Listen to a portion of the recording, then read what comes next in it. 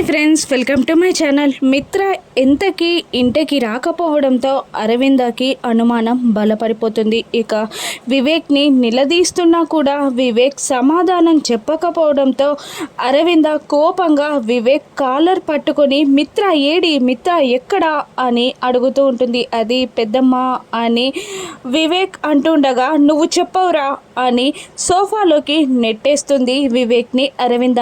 ఆ తర్వాత జయదేవ్ నందన్ దగ్గరికి వచ్చి ఏమండి మిత్ర ఎక్కడ, ఇంకా ఎందుకు ఇంటికి రాలేదు అని అడుగుతూ ఉంటుంది అరవింద. జయదేవ్ నందన్ సమాధానం చెప్పకపోయేసరికి మళ్ళీ అరవింద ఏమైందండి, అసలు మిత్రకి ఏమైంది, నాకు చెప్తారా చెప్పరా అని కోపంగా నిలదీస్తుంది అరవింద. అరవింద కోపాన్ని, టెన్షన్ని చూసి లక్ష్మి కూడా భయపడుతూ ఉంటుంది. ఇక మళ్ళీ అరవింద జయదేవ్ నందన్ని అదే ప్రశ్న పదే పదే అడుగుతూ ఉండగా ఇక జయదేవ్ నందన్ అది అరవింద మిత్రని ఎవరో కిడ్నాప్ చేశారు అని స్లోగా చెప్పినా కూడా నా మిత్రని ఎవరో కిడ్నాప్ చేశారా అని అంటూ అరవింద గుండె పట్టుకొని అక్కడికక్కడే కుప్పకూలిపోతుంది. ఇక అరవింద చుట్టూ జాను, లక్ష్మి, మనీషా, దేవయాని, వివేక్, జయదేవ్ నందన్ అందరూ అరవింద అని అంటూ అరవింద చుట్టూ చేరతారు. ఇక